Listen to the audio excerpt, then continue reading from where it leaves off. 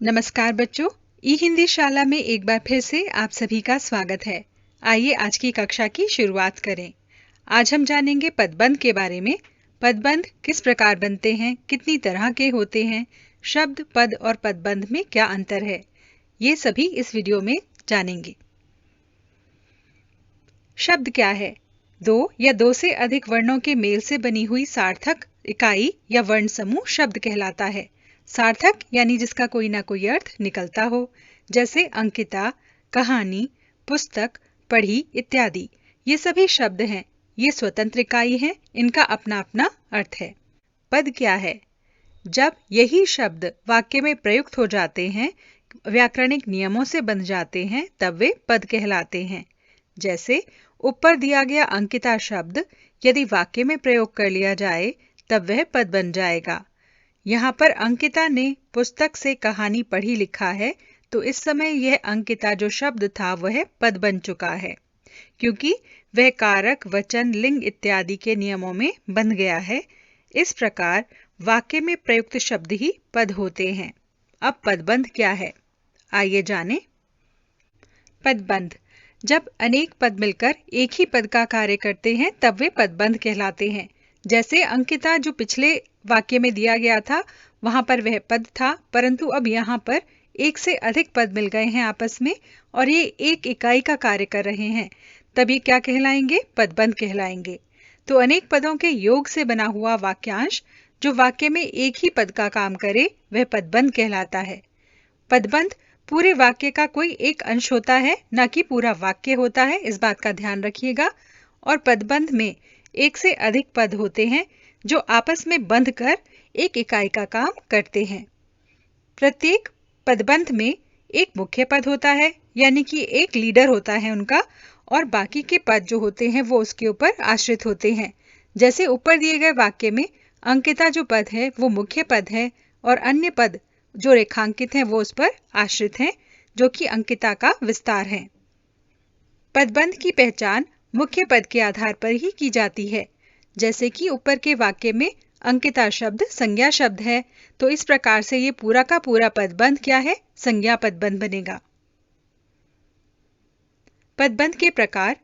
पदबंध 5 प्रकार के होते हैं: संज्ञा पदबंध, सर्वनाम पदबंध, विशेषण पदबंध, क्रिया पदबंध और क्रिया विशेषण पदबंध।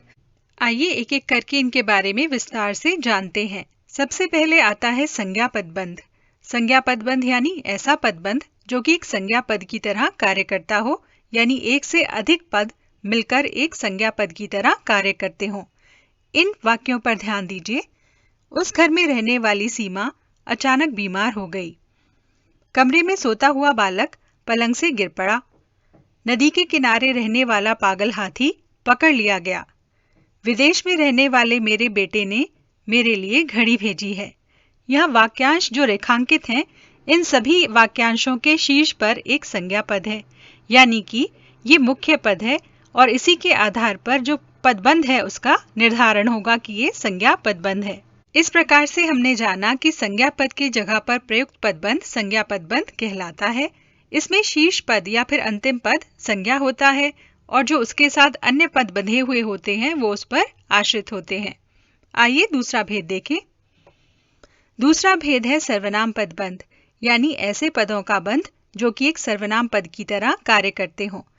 ध्यान से इन वाक्यों को पढ़िए। कोरोना के कारण हम लोग परेशान हैं। सदा खुश रहने वाले तुम आज उदास क्यों हो? जो लड़का बाहर खड़ा है वह मेरा भाई है। सबका सम्मान करने वाले आप किसी का अपमान नहीं कर सकते। यहाँ यदि ध्यान दें तो जो रेखांकित वाक्यांश है इनके शीर्ष पद या फिर अंतिम पद जो है वो क्या है? सर्वनाम है। तो इस प्रकार से वो मुख्य पद है और अन्य शेष जो भी पद हैं वो उस पर आश्रित हैं। तो इस प्रकार से ये सभी के सभी पदबंध सर्वनाम पदबंध हैं। आपको ध्यान रखना है कि जो अंतिम पद है वो क्या होना चाहिए? सर्वनाम होना चाहिए, तभी वो सर्वनाम पदबंध होगा। तो सर्वनाम का कार्य करने वाले पदों के बंध को सर्वनाम पदबंध कहते हैं। इसमें शीर्ष या अंतिम पद सर्वनाम होता है और जो सभी शेष पद होते हैं वो उस पर आश्रित होते हैं। आइए अगला भेद देखें।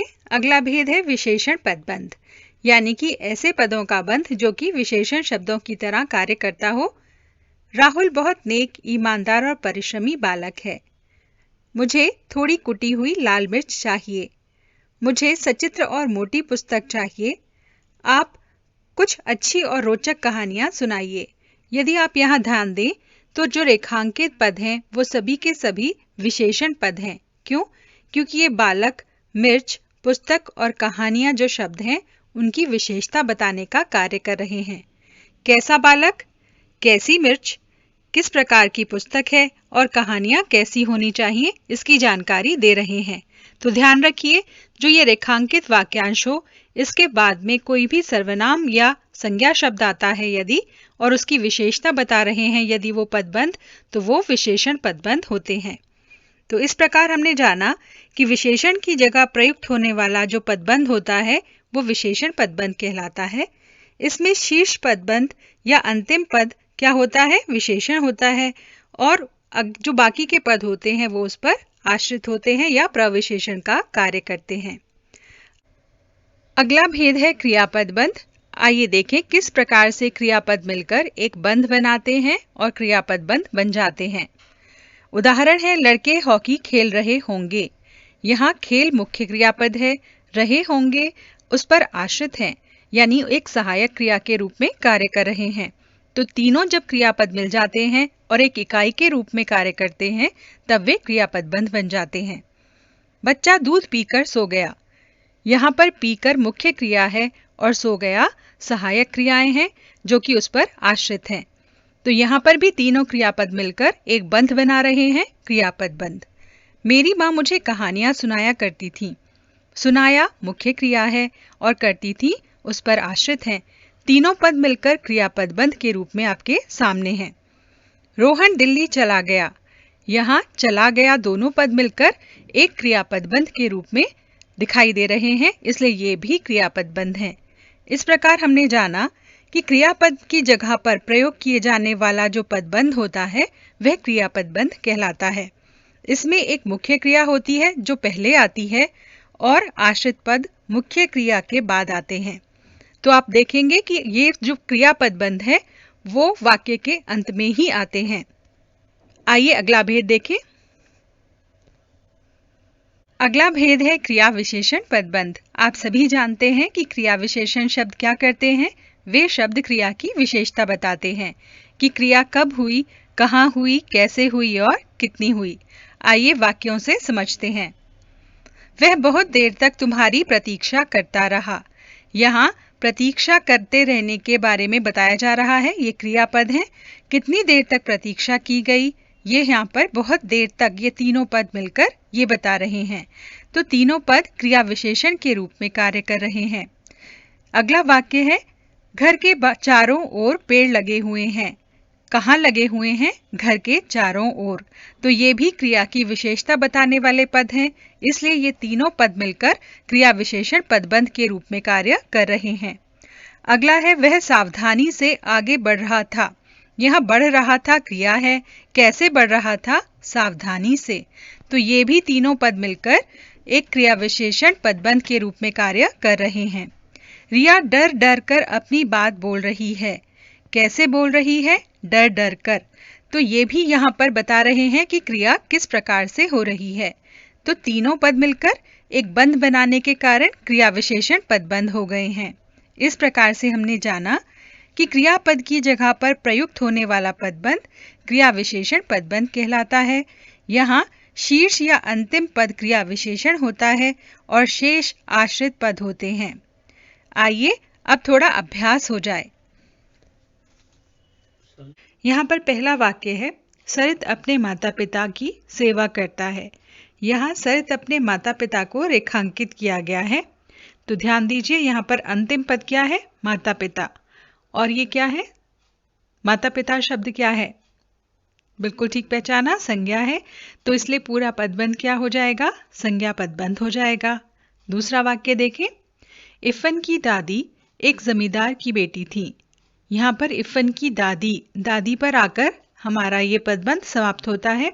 तो हमारा जो शीर्ष पद है या अंतिम पद है वो संज्ञा पद है। तो पूरा पद क्या होगा? संज्ञा पदबंध होगा। बिल्कुल ठीक कहा। अगला देखिए, दिन ढलने पर पक्षी अपने नीड़ों की ओर लौट जाते हैं।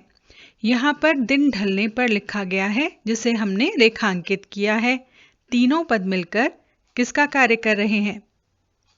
बिल्कुल ठीक कहा आपने, क्रिया विशेषण का कार्य कर रहे हैं, जो कि लौटने के समय का बता रहे हैं। तो ये पूरा का पूरा पदबंध क्या होगा? क्रिया विशेषण पदबंध होगा। अगला वाक्य है, ततारा एक सुंदर और बलिष्ठ युवक था। यहाँ पर सुंदर और बलिष्ठ किसकी विशेषता बता रहे हैं? युवक की। बिल्कुल ठीक कहा। तो इस प्रकार से ये क्या हो गया? ये हमारा हुआ विशेषण पदबंध। अगला वाक्य है, इस दिन पुलिस कोलकाता के प्रत्येक प्रमुख स्थल पर तैनात थी। प्रत्येक प्रमुख स्थल पर इसको रेखांकित किया गया है। तो ये चारों पद किसका कार्य कर रहे हैं? तैनात थी क्रिया की विशेषता बता रहे हैं। तो ये क्या हो गया हमारा? क्रिया विशेषण पदबंध। अगला वाक्य है, बड़े भाई साहब अपनी शिक्षा की बुनियाद पक्की करना चाहते थे। करना चाहते थे को रेखांकित किया गया है। ये तीनों पद क्या हैं? क्रिया हैं। बिल्कुल ठीक कहा आपने। तो ये क्या होगा? क्रिया पदबंध होगा। अगला है, बाग में रखी हुई तोप पर बच्चे सवारी करते हैं। यहाँ पर बाग में रखी हुई तोप में तोप जो शब्द है हमारा मुख्य पद है, वो संज्ञा पद है। तो ये क्या हो जाएगा हमारा? संज्ञा पदबंध। अगला है, वजीर अली निडर और देशभक्त सिपाही था। निडर और देशभक्त को रेखांकित किया गया है, जो कि सिपाही की विशेषता बताने का कार्य कर रहे हैं।